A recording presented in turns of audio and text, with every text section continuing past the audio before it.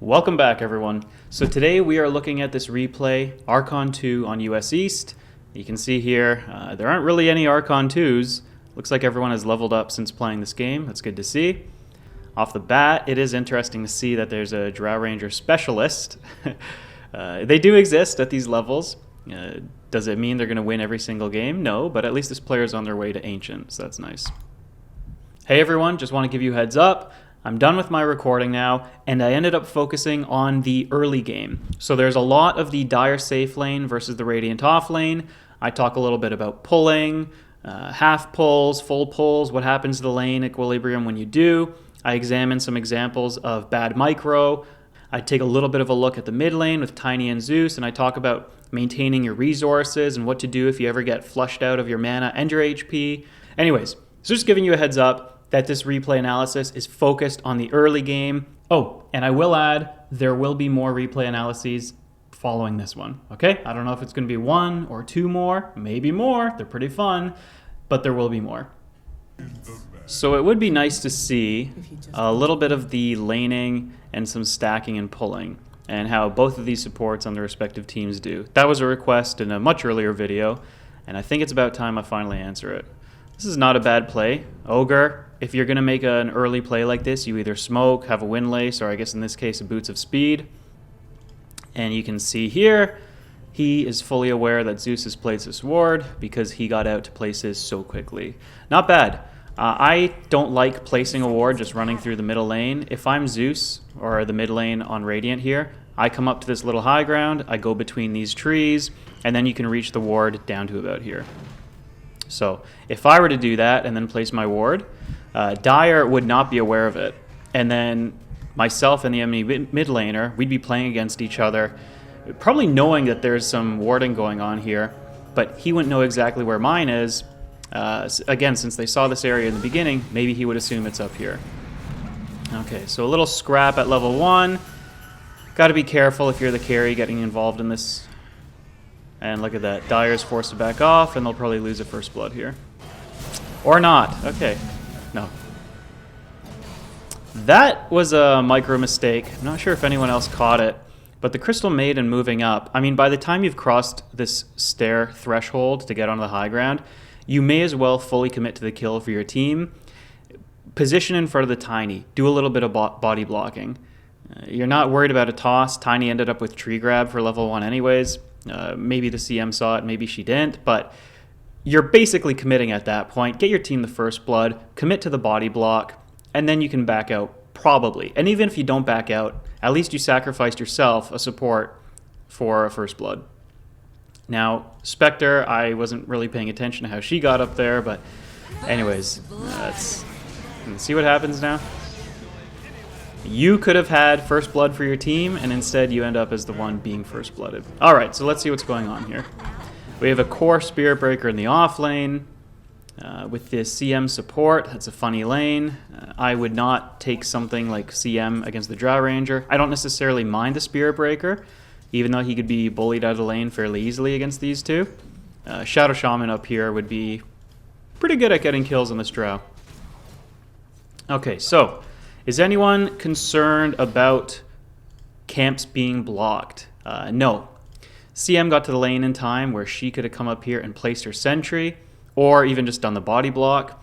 Would she have been dewarded? Maybe, but if she held the ward to about this time, AA wouldn't have had the deward right away.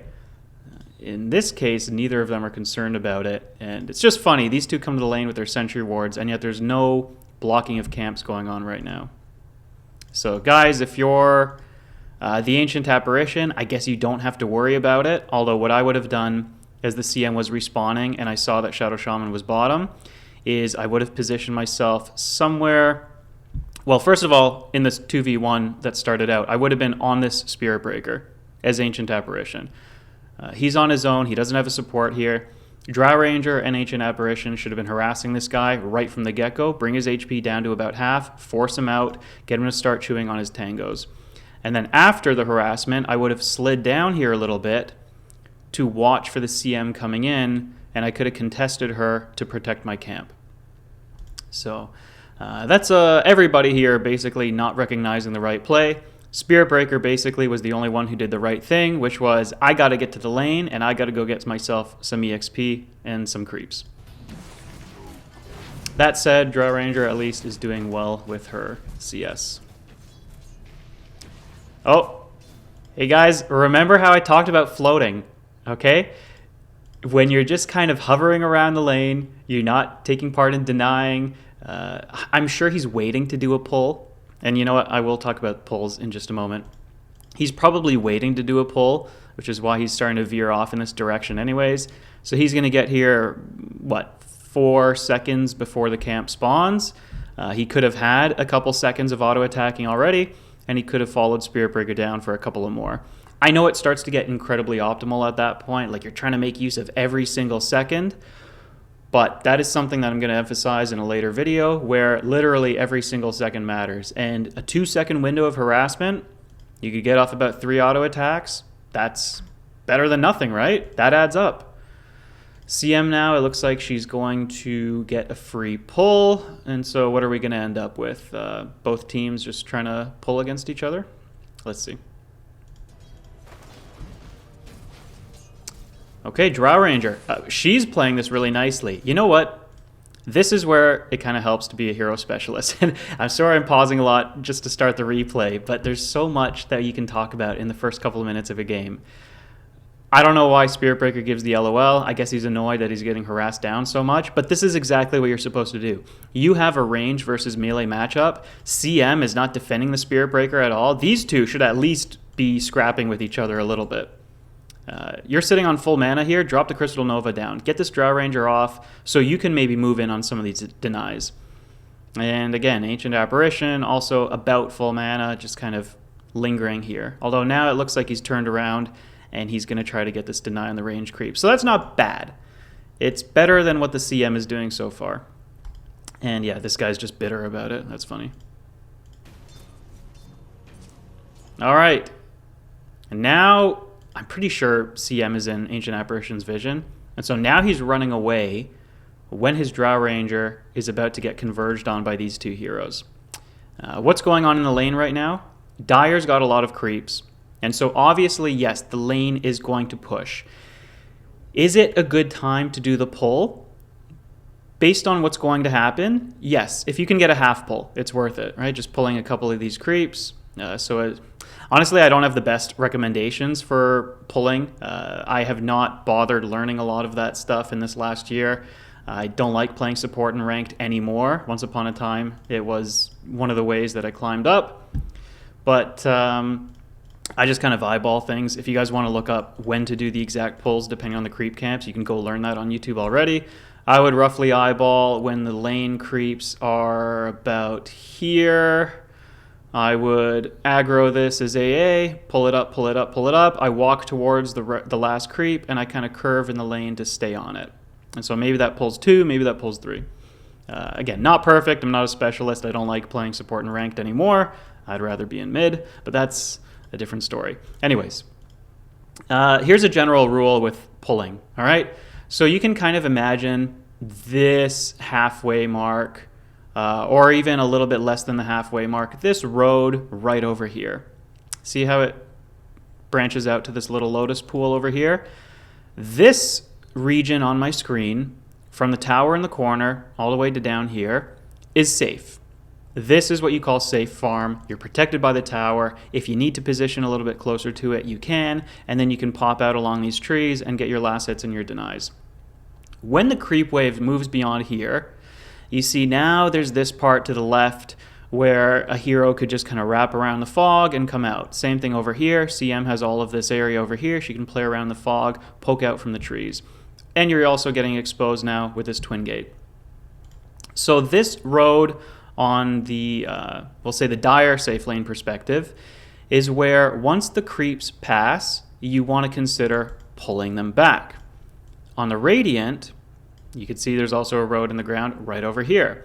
So this region that's on my screen from corner to corner, this is all considered safe for Radiant safe lane, and then once it passes this threshold, you want to get some pulls going. Now what happens when you do a pull? Okay, imagine there's no heroes in the lane, and the creep waves are just converging every single time. They meet roughly around here, they clash with each other, and, barring like a little bit of some unnatural clashes, at some point they're going to move a little bit, but let's just imagine they stay static here the whole time. If Dire pulls a creep wave away, then the creep wave is obviously occupied here. When the next Radiant creep wave spawns, it's going to keep on traveling and head under the tower and start auto-attacking the tower. So you end up with the one enemy creep wave dying here, and yours probably survives the camp with a couple of creeps or so. What happens then is your couple of creeps head out. They get to move down the map a little bit further to around here or so. I'm just ballparking this, guys. I could be off. Again, I don't remember this exactly, so take what I say with a grain of salt, but the point of the lesson will stand, okay? So your couple of creeps that survive the camp come down to around here, and then this is where the next two creep waves meet. The next one spawning from here, and the next one spawning from here, and the next one spawning from here. So now you have about 6 Dire creeps and about 4 Radiant creeps, and eventually they're going to give way and push towards this Dire tower. They're going to reset, and who knows at that point where the creeps really end up. They could be a little here, they could be a little bit here. But basically that's what happens with creeps when you pull. If you pull an entire creep wave out, the enemies goes under your tower, gets obliterated, and then your next creep wave will meet in the lane further away from you. So that is the point of doing a half pull. You're still sending a couple of creeps into the lane to clash, and then what you have to do is you have to auto-attack the enemy creeps a lot to keep the lane static there, but you've denied a little bit of EXP. So to summarize what happens with creeps when you pull, if you pull an entire wave, the enemies end up under your tower, they get obliterated, they meet further down. And then you've basically lost the security of your safe farm. What happens if you do a half pull? The creeps still meet in the same region, but you have to auto-attack the enemy creeps a little bit more to ensure that they don't then go under the tower as well, so that you can basically hold this position here. And then the result is that you've at least denied a couple of creeps from your enemy. One more thing that I can talk about, why do you pull then when the creeps are past this point in the lane? So let's say the creeps are actually clashing here, and I'm Ancient Apparition, I do a pull. Okay. So these creeps kill each other off, the next batch of Radiant creeps spawn. Because I have pulled them here in the lane, they have nothing to clash with now, and they keep on going, keep on going, keep on going, keep on going. Now they are going to get to about this point under the tower, so the carry or the support has to come back into the lane and probably tank them just in front of the tower's radius, the auto-attack radius. So it's not enough to just pull the lane. What you have done is, yes, brought it back a little bit, but it's going to go back the other way, or it's going to go back to around middle if you don't hold the creeps here. This little region that I'm kind of circling with my cursor. Sorry, I can't drag a box while it's paused, but right over here. So there's a little bit of art and finessing to the creep waves. It's not as simple as simply pulling and farming these creeps and then, woo, we're good. Yeah, we got the lane back. No, there's a little bit of creep management that still goes on in the lane. That's why you have 2 heroes, and you're not obliged to stay here while your creep camp is pulled. Now, what happens if the creeps are past this point in the river, so they're spawning over here, clashing over here, and then you decide to do a half pull? Well, over time, the 2 creeps are going to meet here, but they are going to give way. And yes, Radiance creeps are going to overpower them, and they will go back to meeting around here. So a half pull or a full pull will do about the same thing for pulling the lane back. Just be aware that if you do a full pull, then you have to return over here and hold the creep wave static yourself. All right. I am, once again, not an expert on this thing anymore. I didn't bother learning it fully since it was implemented. So if you have any questions, just ask them and we can discuss them. I'm sure there are some better tutorials on creep pulls from current Immortal players that you can ask and go watch their videos, but that should give you a rough idea. Let me just leave you with this. If our 2 heroes were strong enough to stay in the lane and bully the opposition, and we were keeping the creeps around here, Would I be concerned about pulling at all? No. Because I am getting my job done, I'm getting my carry farm, I'm denying the enemy offlaner. So what do I need to pull for? Right? If you can get the job done with your 2 heroes staying here and the creeps never really move, then don't waste your time with any of this. All you have to do at this point to make sure that the enemy support doesn't ruin what you have going on is block this. All right, I apologize for such a long lesson, but we can keep on going now. All right, what's going on over here? So, okay, so Ancient Apparition, he did a pull, did a full pull. Yes, we knew that this was going to happen. These are going to die off, the creeps are going to come back. Somebody should be watching this Crystal Maiden, because she's waiting to keep the creeps in this area. Okay, Ancient Apparition's a little bit late to the party, and now you've just overexposed yourself. You're going to take too much damage, and the creep wave is pulled anyways. Goodbye, Drow Ranger, to get on top of it. And I know I'm pausing again before 2 minutes. There's so much to talk about here that matters. If you are a melee carry or even a range carry with a Quelling Blade, start taking out some of these trees, so that at least in the event of something like this happening, you can start managing this little skirmish a little bit better. Ancient Apparition also, you got 5 tangos. I don't know why you're backing up. And remember, guys, I talked about keep your HP topped up in the lane. This guy right now is a juicy target. As soon as I was getting attacked over here, I would have tangoed whatever tree was nearest. Probably this one right over here. Okay, so now Drow Ranger is forced to do all of this on her own. Ancient Apparition, floating, floating, floating. Okay. They hopefully get the kill on Spirit Breaker. I can't say they should. I don't know. Yeah. Drow Ranger with a little ping. She's not too happy about that.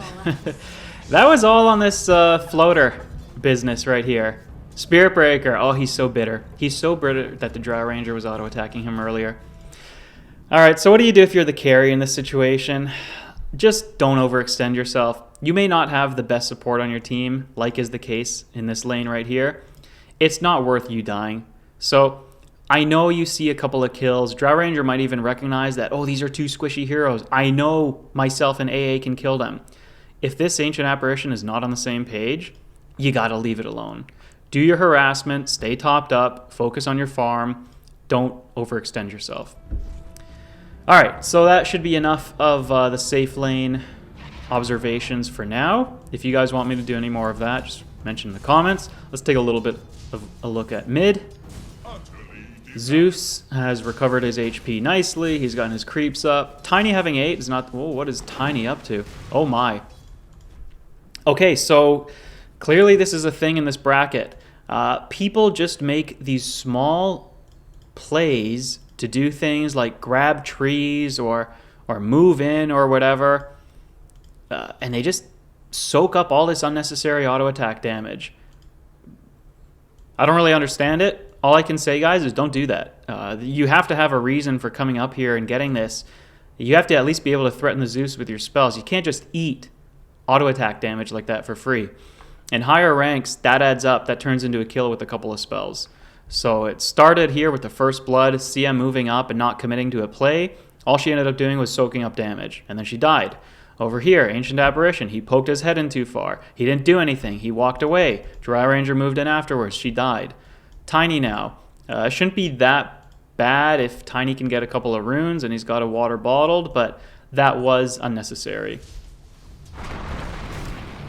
Okay, a little bit of harassment. Oh wow, a little bit of a manning up. I don't actually play Tiny mid. I'm sure there could have been a play there, and it's fine. You recognize Zeus was low mana. In general, there's a bit of a philosophy to maintaining your advantage. And if you're playing a hero that doesn't necessarily have a great matchup, although Tiny versus Zeus, there's always kill potential. So I wouldn't say it's not a great matchup. I would just be a little cautious. These two can easily trade, but I know from playing quite a bit of Zeus, this sucks to be in. This situation where you're low HP, low mana, there's no rune spawning for another minute. You'd have to fly yourself out of clarity if you want to be able to keep on spamming your spells, which, by the way, you should. Don't just rely on this Arcane Aura. Get a clarity here. And yes, Tiny can always toss a creep onto you, but you got to prioritize some of your farm and not let yourself get denied. So I guess all of that said, the manning up here by Tiny was good. He keeps Zeus in this awkward position with no opportunity to refill a bottle. And if Zeus really wants to refill a bottle, he would have to run down here to the bounty. Not exactly a fun play to make. In the worst situation, well, dying is the worst situation, but if you really got bullied even further than this, guys, what happens is when you've got no HP and no mana and you just sit here for the EXP, you're probably not even going to get a lot of EXP, especially against a high strength hero like this. He's going to be denying for free. You have to accept the walk of shame, head back to your base, fountain up, and then come back with all of your resources. Then maybe as you have full resources and they do not, you can reverse the situation onto them and then get an advantage in the lane, and you'll catch up in the level that you lost. You probably only lose half a level by walking back, honestly. It's not as bad as it seems. Okay, so I'm sorry, that was a little scattered all over the place, but we got to a lesson about the mid lane eventually. So hopefully that made some sense to everybody. All right, so Zeus for now, this is okay to stick it out. You still have the tangos. Just be careful of where you position, because this should be a kill for Tiny if he gets on top of you. Oh, not when you do it like that, though. Okay, so this is what happens when you're in Archon 2. Tiny doesn't know how to execute his combo. To be fair, I'm not great at it either. But, I mean, if this guy's Ancient plus, this Zeus is dead. Especially with that positioning there. They always go out. Alright, so Ancient Apparition still chugging away on his tangos. He's got to keep himself topped up. I didn't notice he lost his courier at some point in the lane. Drow Ranger has a clarity for some reason instead of more tangos. I guess she thinks she can just stay back. At some point, though, she has to be afraid of the Spirit Breaker charging in on her. CM, I'm not sure if I like this build, especially if you are relegated to the off lane. Ideally, you'd want to have a little more impact with your spell damage, and you could always get a kill. Spirit Breaker is such an unpredictable hero. You just need one hero to overextend for a little bit, get a charge and a couple of bashes, and good things could happen. So I would probably like 2 points in Frostbite for the extra lockdown for my bashes. Usually, I like maxing Crystal Nova first. It's just a little bit more harassment against both heroes, but your core has single target damage, and so you may as well go in on the single target spell. That's just one way of thinking about it. It's not necessarily the correct way to play the lane or to play this unusual off lane. I'm just saying what I would probably do in this situation. All right, it's not a hard rule. It's just a little bit of my advice here. We still have the floater specialist here. Okay, so actually, here's another good learning opportunity. Your job as a support has not changed. You should still be helping out in the lane as much as you can, giving your carry more gold and EXP, denying the off laner a little bit. Yes, you still have to worry about these free pulls happening, which honestly just makes these 3 sentries stockpiled even more confusing. I don't have that much to say about this, guys. This Ancient Apparition, he has the tools to block this camp and to get into a little warding war with the CM. I don't know why he's not doing it. For all of you out there in this similar position, drop down over here. Maybe you're checking the CM's items, by the way, and you've kept track of her wards. You know that she's never extended beyond this position. Look where I'm moving my cursor. So you can figure that her sentries are somewhere on this part of her camp, on this side. Maybe there's a chance that if you drop your sentry in the high corner or in the low corner, it doesn't get dewarded. But anyways, block the camp with sentries on the far side over here. Do it. There's no point not doing it. Get into the little warding battle to deny her camp. Drow Ranger's been pretty good, or it's just been luck that the creep waves have been clashing here more often than not. All right, so hopefully he doesn't have another pull in mind. And where's he going to position himself? Again, you're low HP. This is what I wanted to say, actually. You're low HP versus this relatively high HP Crystal Maiden. She's even got her Tranquils now, so that's always fun. all you're going to do is continue to lose your battle if you engage her here. You might have to reposition in the lane and be closer to being on top of the Spirit Breaker. Now, all CM has to do is see that you're there and follow you into the creep wave as well. But you know what? When that happens, then you pull away. You have to do a little bit of cat and mouse here to stay on top of the creeps and away from the enemy. And then, oh, she comes in, she's bullying me again. Okay, you duck away into the fog of war now. Not the end of the world, but try to still take advantage of this 2v1 range versus melee. And don't just accept that it's going to be even from this point onward. You see here, Spirit Breaker 9-2, Drow Ranger 9-1.